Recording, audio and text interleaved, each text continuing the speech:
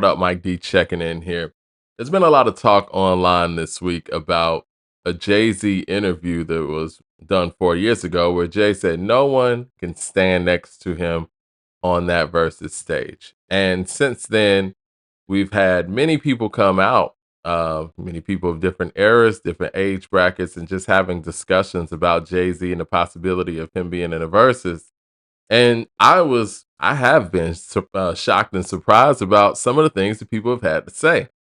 Shout out to my man Mickey Fax. He kind of set it off with a tweet saying that Eminem would beat Jay Z in a verses. I don't believe that. You hear people online talking about name two Jay Z songs, and my thing is, I'm wondering where the generational disconnect is. There are people who feel that Wayne would beat Jay Z in a verses. I don't think that either, or Drake, or I think the only person that is a match for Jay in a versus is Nas. And I think at this juncture, Nas would beat Jay because again, Nas is in practice.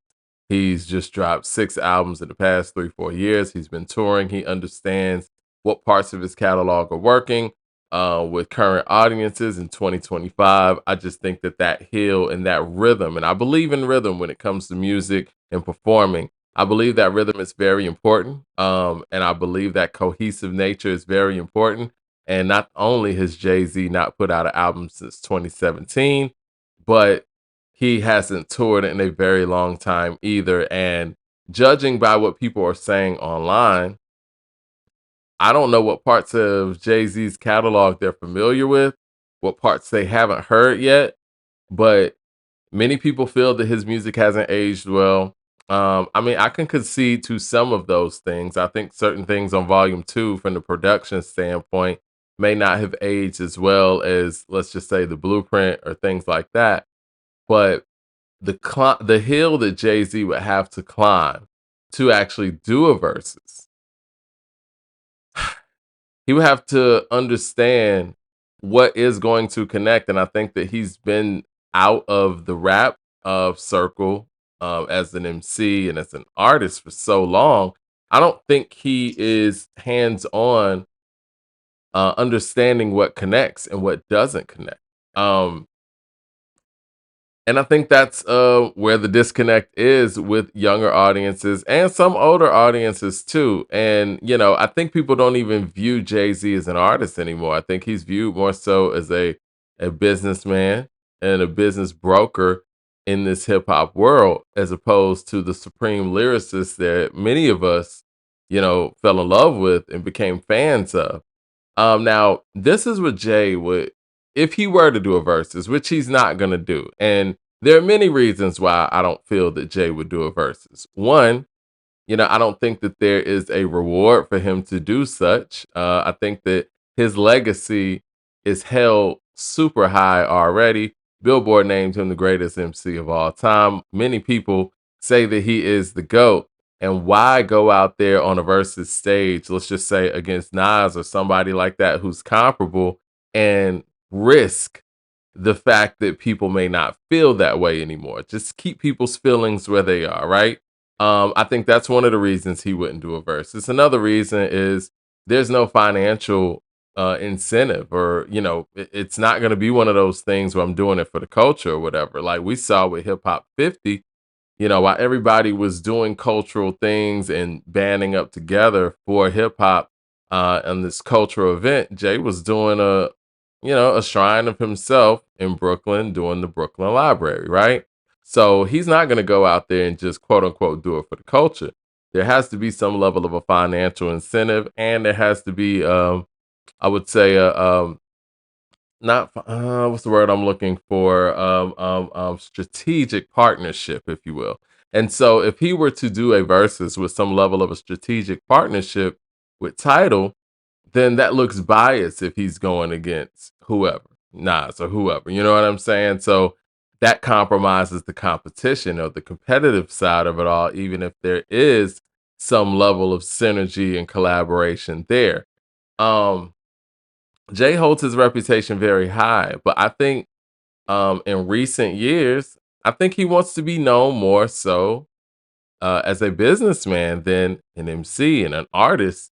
And so a versus stage is not important like that to him. Like when he was trying to get the casino in Times Square, he introduced himself and said he's known for sports and entertainment, is what he said. He didn't say I'm known for hip hop and MC, one of the greatest lyricists ever, or even add that into it. And I understand the setting was different, but that just lets you know how he sees himself. Now we see him as a supreme lyricist, and I understand that he wouldn't be where he is right now if he wasn't the lyricist that he is and the talented MC that he is. But the versus stage is about displaying that, and I don't think that he feels it's important for him to display that anyway. Now, maybe some fans going out there, um, trying his musical legacy, if you will, or not really giving it the proper light that it should.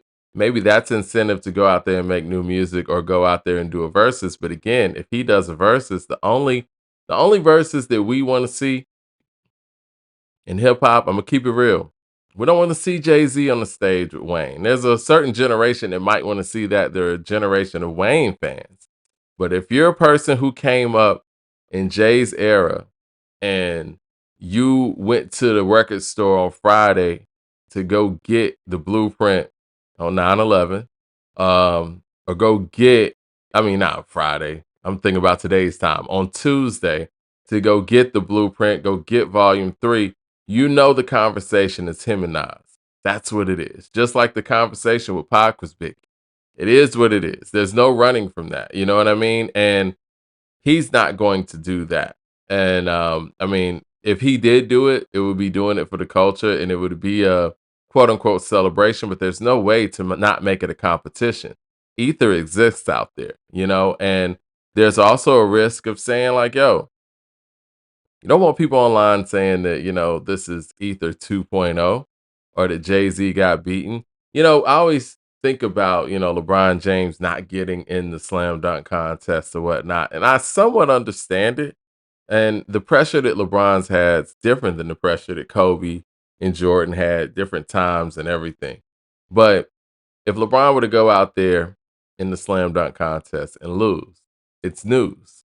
If he wins, it's news in a way too, where it's like, okay, well, did he really deserve this? And I think that Jay is in that position as well, where it's like, if he were to go out there, it's way riskier than the reward, right? Now, certain competitors, and I always thought that Jay was the top competitor. You don't care about the risk. Michael Jordan, people like that, they don't care about the risk. Like, I'm gonna go out there and I'm confident enough to win. But again, I think that the only person that Jay-Z is going to really legitimately be matched up with is Nas. And I don't think he's in practice enough to beat Nas in a versus. Um, I mean, Nas just completed 6 albums. He's about to finish or about to put out an album with DJ Premier. He's been touring. He understands what parts of his catalog work with these new audiences. And, an audience in 2025, he understands the click of a nostalgia trip and, what newer stuff that he has that could tap into younger audiences. Jay is out of practice with all of that. He hasn't recorded an album or put out an album since 2017. Didn't tour too much on that either, if I remember correctly. I can't remember the last time Jay really did a tour, a solo tour, if you will, a hip hop tour that wasn't connected to, a Beyonce thing where he could really try out his records. And we saw in the Cash Money and No Limit verses, like those radio records are cool and all, man, but what wins a competition like that are street records. And Jay got the street records, but he's known for the crossover records. So if you play those crossover records up against somebody like a Nas who has a gang of street records, you're gonna lose. And that's just what it is. And many of Jay's commercially viable radio records didn't age the best. And many of them are collaborative efforts as well. So that that puts into account where it's like, okay, let's just say that Jay's going up against a Nas or something. You do Big Pimpin', people are gonna expect Bun B to come out. If he doesn't come out, that could be a problem for some, right? Um, or if you go out there, do Jigga What? Every a lot of the songs, a lot of the hit records, they have a certain level of help. Now, there was a very collaborative time in hip hop, especially when it came to, singing on the hook back in the 90s. But at the same time, Jay's best records, in my personal opinion, many of his best records are the ones that never hit the radio. And I don't know if he would actually play those in a setting like that. So it's so many question marks. Um and it doesn't seem like him jumping on a versus stage would actually elevate anything. He honestly, and I hate using this term, he doesn't have anything to prove because there are so many people who already have him at the number one spot. And why do anything to risk that? Why do anything to possibly, have people thinking otherwise, right? But again, many of the narratives that are being put out there, I think, are unfair, man. I don't think Busta Rhymes is gonna beat Jay-Z in a versus. I don't think that Eminem's gonna beat Jay-Z in a versus. 50 Cent's not gonna beat Jay-Z in a versus. I say this respectfully because these artists are great. Drake's not gonna beat Jay-Z in a versus. Lil Wayne's not gonna beat Jay-Z in a versus. The only competition there is for Jay-Z in this light is Nas. I mean, that's just what it is. And he's not gonna go against Nas. And there are a variety of reasons why he's not gonna go against Nas. I think that many of the people out there can deduce some of those reasons, but Nas is sneaky. And honestly, for the people who were around for Takeover and that whole battle and all that, and I hate to bring up that battle, it's so old, but we learned a lot of lessons in hip hop in that battle. Even when I covered the Kendrick and Drake battle, it mirrored a lot of the things that went on in that Nas and Jay-Z battle, and it kind of ended up that same way. But anyway, that battle, when it happened, I remember where I was at when I heard Takeover for the first time. I was in my living room, or not my living room, or my parents' living room, sitting on the steps. And I'm sitting there thinking, like, yo, Nas is done. And I couldn't have been more wrong, right? I think if you put in Nas, I mean, not say Nas, I'm sure Jay has some level of PTSD to that situation and when that happened. And the PTSD is the fact that he was riding high. Everybody knew he was going to win. He was running the world as he is today. But you don't want to get in a ring with somebody like a Nas who has all of that skill, that catalog, that confidence. He could beat you in any given moment. And I think that if they were to do a versus and promote it properly and how it would be promoted like a heavyweight fight or whatever, I think the same thing would happen because the mainstream and the people on these podcasts, everybody would count Nas out. And that's exactly what somebody like Nas would want you to do. And once that happens, and once those lights come on, it's over. But that's my opinion. I think Jay-Z's only loss in a versus is gonna come to Nas. I do think that Snoop would beat him too, but that's a whole nother topic. Snoop just that Dr. Dre production it just it hits very different. And I said this when Snoop was going up against DMX, but other than that, man, like Jay doesn't.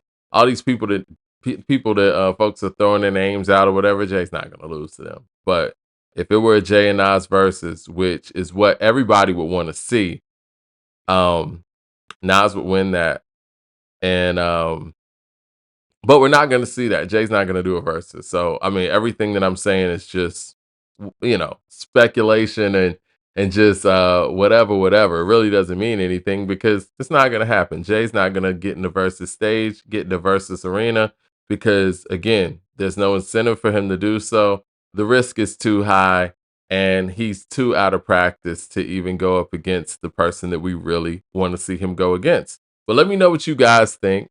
Think I'm wrong? Think I'm off base? I would love to hear what you got to say in the comment section. Hit like and subscribe, and I'm going to talk to y'all soon. All right?